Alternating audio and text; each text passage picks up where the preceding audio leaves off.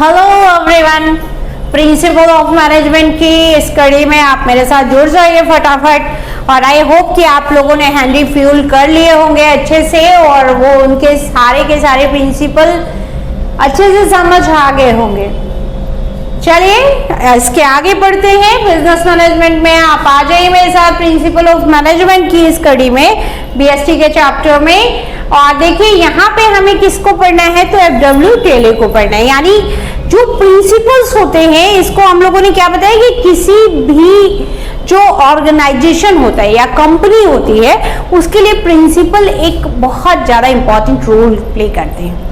और ऐसे भी आप लोगों ने कई बार सुना होगा कि लाइफ में अपने खुद के प्रिंसिपल बनाओ और उनको लागू करो। तो यहाँ पे देखिए क्या है, बैकग्राउंड देखेंगे। एफडब्ल्यू टेलर के बारे में पढ़ने जा रहे हैं, background and history F W Taylor. F W Taylor जो थे ये बॉर्न कहाँ हुए हैं, 1856 में इनकी बॉर्निंग है यूएसए के अंदर, यूनाइटेड स्टेट ऑफ अमेरिका। और एफडब्ल्यू टेलर का कई बार आप लोग कंफ्यूज हो जाते हो कि इनका पूरा नाम क्या है, तो इनका नाम है फ्रेडरिक विल्सन टेलर। क्या नाम है? Frederick Wilson Taylor.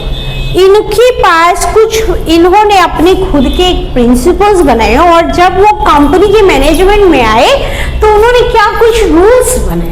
1878 में इन्होंने ज्वाइन किया मिडवेल स्टेट कंपनी को एज अ मैकेनिकल इंजीनियर।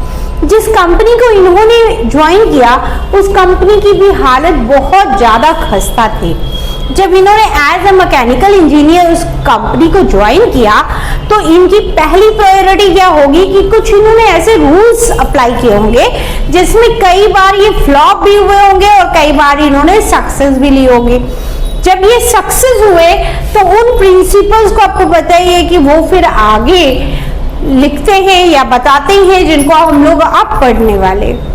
अब यहाँ पे देखिए एफडब्ल्यू टेलर कहीं ना कहीं इनको फादर ऑफ साइंटिस्ट मैनेजमेंट भी माना जाता है कि ये इनको एक उपाधि दी गई, एक टाइटल दिया गया। जैसे आप लोग देखते हो कि हिस्ट्री में क्या करते थे कि महाराजा धीराज, बड़े बड़े टाइटल और कुछ भी रख लेते थे। तो उसी तरह यहाँ हम लोग बिजनेस स्टडीज, बड़ा मोनोटोनस सा है ये सब्जेक्ट, और उसके बावजूद भी मैं थोड़ा कोशिश करती हूँ कि कुछ एनर्जेटिक रहे, क्योंकि आप लोग थक जाते हो, पढ़ने का मन नहीं करता। तो प्लीज इसको स्टार्ट करिए इनके इंट्रोडक्शन के साथ। अब देखिए इनके प्रिंसिपल लागू कैसे होते हैं। सिग्निफिकेंट जो इनके प्रिंसिपल्स हैं मैनेजमेंट के, वो 4 मेन प्रिंसिपल्स हैं जिसपे ये रूल्स चल रहे हैं। पहला प्रिंसिपल है science not a rule of thumb. Science को एक रूल ऑफ थंब मत बनाइए। और इन्होंने उसमें कहा use of science for each and every element of a management. Science को यूज कैसे करना है। साइंस क्या करता है, किन्हीं 2 केमिकल्स को अगर आप एक बार साइंस में एक साथ मैच करते हो तो उसका रिएक्शन सेम आता है। लेकिन यहाँ पे मैनेजमेंट में कई बार क्या होता है कि हम जो प्रिंसिपल अप्लाई करते हैं उनके रिजल्ट क्या होते हैं, डिफरेंट हो जाते हैं। कहीं पे वो सूट करेगा, सक्सेस होगा, और कहीं पे वो अनसक्सेस भी हो सकता है। पहला रूल इन्होंने बनाया कि science not rule of thumb. ऐसे मत बनाइए साइंस को कि जो बस वहां पे लिख दिया आपको वही करना है। मैनेजमेंट कहता है, मैनेजमेंट का मीनिंग क्या है कि आप इस मैनेजमेंट को अपने अकॉर्डिंग यूज करिए। कैसे वो बेहतर प्रेजेंटेशन देंगे, कहाँ पे वो सक्सेस होंगे, और आप इनमें नए नए एक्सपेरिमेंट करिए। ऑर्गेनाइजेशन का गोल एक होना चाहिए, उसे मैक्सिमम गोल अचीवर होना होगा। और किसी भी मैनेजमेंट या ऑर्गेनाइजेशन या कंपनी की पहली सोच क्या होगी, maximum profit, maximum growth of the business. तो दैट्स हियर कि पहला रूल इन्होंने दिया, science not a rule of thumb. दूसरा पॉइंट है, इन्होंने दूसरे पॉइंट में क्या बोला है, harmony not a discard. Harmony not a discard. Harmony का मीन होता है कि सभी लोग जो काम करते हैं वो सभी लोग पार्लर होंगे। Next one, corporation not individuals, किसी इंडिविजुअल के लिए काम मत करिए, बल्कि सबको साथ लेके काम करना है। और फोर्थ देखिए, इसको आगे मैं ब्रीफ करूंगी अभी इन पॉइंट्स को, इतने से काम नहीं चलेगा आप लोग का, तो इसके कुछ पॉइंट्स अभी मैं आगे डील करती हूँ, बस इसके मीनिंग समझ है। Development of each and every person to this और हर granted to efficiency and to prosperities। क्या बोल रहा है कि आपको उनकी इफिशियंसी और प्रॉस्पेरिटी पे ध्यान देना है कि कैसे इसको डेवलपमेंट करेंगे। अब इनकी कुछ पॉइंट्स हम लोग आगे पढ़ रहे हैं और आप इसी को ब्रीफ करेंगे। ये 6 मार्क्स में आने का चांस है, 4 मार्क्स में आने का चांस है। आपसे इनके दोनों के बीच की आइडियोलॉजी में डिफरेंट भी पूछता है, या तो 14 प्रिंसिपल आपसे हेनरी फ्यूल के पूछे जाते हैं, या फिर वेरी इंपॉर्टेंट है कि एफडब्ल्यू टेलर के बारे में पूछा जाता है। तो आपको यहाँ पे पॉइंट्स कैसे लिखने होंगे आगे इसको करेंगे। आप में से जिसको स्क्रीनशॉट लेना है आप ले लीजिए। चलिए आगे करते हैं, पढ़ते हैं आगे। देखिए अब यहाँ पे टेलर साहब ने ऐसे यूं ही तो कुछ बोला नहीं, कहते नहीं कि मैंने धूप में बाल नहीं सेके हैं या धूप में बाल सफेद नहीं किए, एक्सपीरियंस है भैया। एक्सपीरियंस क्या है उनका कि size not a rule of thumb, thumb का मींस अंगूठा। इसको ऐसे मत मानिए, इनका कहना ये था कि आप ऐसे मत मान लीजिए कि आपने जो जैसे साइंस में सेम रिजल्ट आते हैं, मैनेजमेंट में सेम रिजल्ट नहीं होते। मैनेजमेंट के अपने डिसीजन होते हैं, वो किसी डिसीजन को एक साथ नहीं ले सकते, उनका अपना इंस्टीट्यूशन होगा। और उनकी एक्सपीरियंस कहते थे कि हर एक एक्सपीरियंस के बाद, यहाँ पे टेलर साहब ने बताया कि हर एक एक्सपीरियंस के बाद जो डिसीजन थे वो बदलते थे। कभी कभी कुछ प्रिंसिपल मार्केट में पॉजिटिव रिजल्ट लाते थे और कुछ प्रिंसिपल ऐसे थे कि उनके डिसीजन बिल्कुल अपोजिट होते थे, नेगेटिव रिजल्ट्स आते थे। तो इसलिए उनको मानना ये था कि ये साइंस जैसा बिल्कुल नहीं है, इसको एज इट इज अप्लाई मत करें। Take to every decision to scientifically. यहाँ पे हर डिसीजन को आपको साइंटिफिकली नहीं लिया जा सकता, मार्केट के अकॉर्डिंग, रूल के अकॉर्डिंग आपको इनको बदलना होता है। अब देखिए law of second harmony not a discard. Harmony का मीन्स कि आपके पास जो वर्कर है, वर्कर क्या होगा मैनेजमेंट के लिए या कंपनी के लिए सबसे पहली प्रायोरिटी होगी। सबसे पहली प्रायोरिटी वो किसको देते थे, जो टेलर साहब थे, वो जो वर्कर थे उसको। तो इन्होंने management should share to gain of the company if any with the worker. अगर कंपनी कोई भी शेयर बनाती है तो वो अपने हिस्सा किस में बांटेगी, अपने वर्करों में बांटेगी, मुनाफे का कुछ हिस्सा।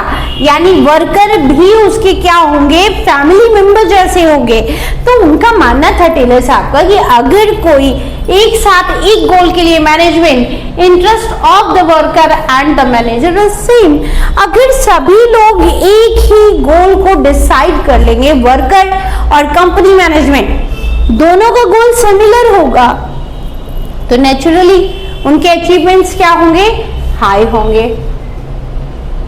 थर्ड टॉपिक देखिएगा, कॉपरेशन नॉट ए इंडिविजुअल। किसी एक इंडिविजुअल का कॉपरेशन नहीं है, extension of the principle of harmony not a discord, welcome to suggestion of employees. यहां पे क्या बोल रहे हैं टेलर जी, थर्ड रूल के अकॉर्डिंग कि सभी को कॉपरेट करना चाहिए। सब अगर मिलकर किसी गोल को अचीव करना चाहते हैं, सबके लिए एक इंडिविजुअल का डेवलपमेंट नहीं होना है, बल्कि किसका, सभी वर्कर का, सभी एम्प्लॉइज का बराबर डेवलपमेंट होना चाहिए। अगर कोई कंपनी सभी में इंटरेस्ट लेगी, सबका विकास।